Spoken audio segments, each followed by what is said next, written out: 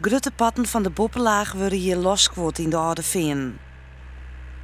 Zo zie je het plagjen. En dat is een wietputje. En om er te komen is net heel eenvoudig. Maar nedig is het wel. Dat plaggen is nedig omdat het ruitland waarin we nu staan, dat is bot aan het verbosken.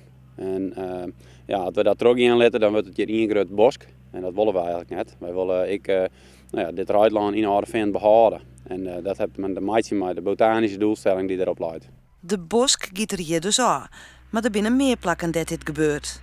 Ja, we zijn op dit stuit op 3 plakken wanden, maar 4 kraan. Dus deze kraan had het hier wel aardig in de macht. En op de andere plakken, daar ben die orenkraan aan het werk. Er wordt rond mei november 2019 voor meer dan 6 miljoen euro verspiekeren on het gebied. Het is net alleen nog het plagje, dat is er maar een onderdeel van dit grote miljoenenproject.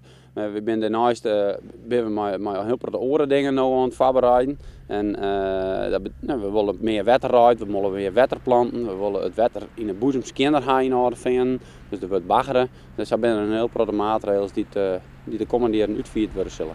En dat om de bijzondere sompen natuur te bewaren. En vanzelfs alles wat erin libbet.